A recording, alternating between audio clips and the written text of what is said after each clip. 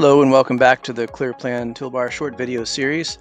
Today we continue our look at the cleverly named text ribbon group, specifically on the bulk editing features and some other little goodies.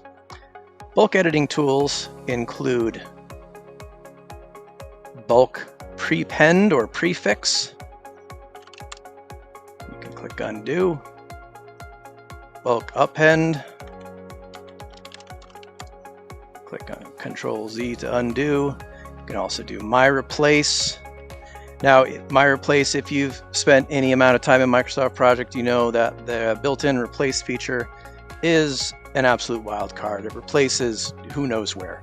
And you may not find out that it replaced something you didn't intend until you're in front of the PM in a room full of senior staffers. No bueno. So our replace tool only replaces text on the tasks that you have selected. So here's just a quick example. Change test to toast. Don't keep it highlighted. There we go. Control-Z to undo.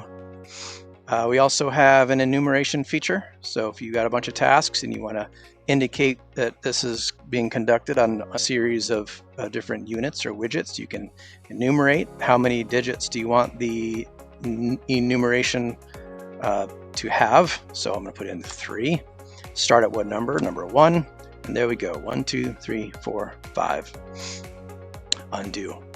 These are pretty quick and handy. All of these can be combined in the one form that rules them all. You can prepend. So let's slow down for a moment. Any scheduler is going to look at that task name and say, that is a horrific task name.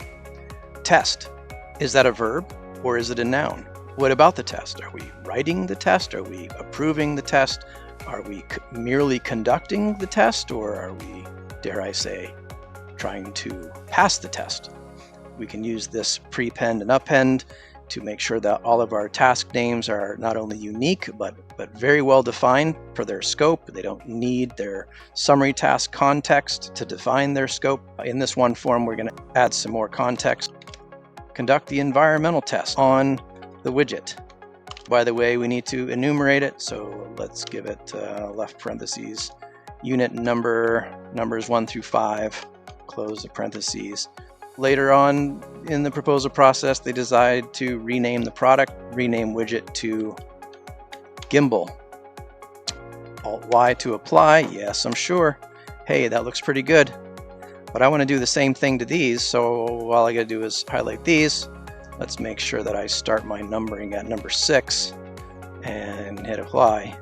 Yes, I'm sure. So we have better context on our tasks. We've used prepend and append. We've enumerated. We've replaced. Well, that looks ugly though, doesn't it? All of these rows are the wrong height. Well, how about we just reset the row height? There, that looks much better. We have a couple of other little goodies baked into this. Anybody who has copied and pasted in CAM updates or scope statements knows that there are leading spaces, there are trailing spaces, there are too many spaces in between words. Look at this one. I actually didn't copy over all of the spaces, but let's add a few. That's terrible. That's what things look like sometimes when we copy them in from a BOE workbook, isn't it? So we can go up to bulk edit. Let's trim these task names. This is going to remove any trailing spaces, any leading spaces, and if there are any multiple spaces in a row within the task name, it's going to drop up down to 2. So we've got a few more little goodies in here I'd like to talk to you about. It is a 101 level axiom for scheduling that every task in the schedule should be unique. Why? Well, because our tasks represent scope, and scope needs to be distinct in order to accurately estimate it, plan it, status it, complete it. You've seen schedules where half the task names are a single word, like test, build, review. Well, what does that mean? Let's make sure that our task names are well defined, have good scope, are identified uniquely in the schedule. But in a situation where you've perhaps inherited a schedule and there's a whole bunch of problems and duplicate task names, you can find them all with our find duplicate task names. Currently in the schedule, I do not have any. So let me just make some. And then let's go to find duplicate task names. Ignore summary task. Yes, one duplicate task name. So there's one name duplicated many times.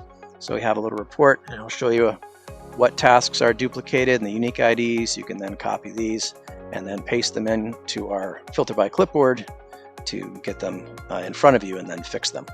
Lastly, annoyances. So as schedulers, things are always fast and furious. We work at breakneck speeds and are often the anchor in a monthly marathon to get the deliverables out the door accurately and on time. And in the process, sometimes things get messy and annoying, and it's hard to quickly find and fix these annoyances. For example, if you're updating tasks in a status meeting and you forget to flip the task type from fixed work to fixed duration or vice versa, and you enter in an update, well, maybe you accidentally got a couple of fractional durations in there. Maybe you still have some elapsed days in there that don't belong. That's going to lead to some very strange start and finish times. I'm using my ClearPlan Toolbar to change the date format quickly. So we've got some strange start and finish times. And if you got any logic and linking in here, you have a start time of 3:58 p.m., a finish time of 3:58 p.m., etc. Help me find and fix all of those. Bulk edit, find annoyances. There are 6 annoying things found. You want to view the report? Yes. Cancel. Odd times are annoying. So these unique IDs have odd start times. So you can copy this unique ID list and paste it into the filter by clipboard. Fractional durations are annoying. You can copy and paste them and go fix them. Elapsed durations are annoying. You can copy and fix those. And if you want the entire list of all of the unique IDs with annoying things, copy and paste this into the filter by clipboard. Go make your fixes. This Find Annoyances feature also finds tasks that are marked as inactive.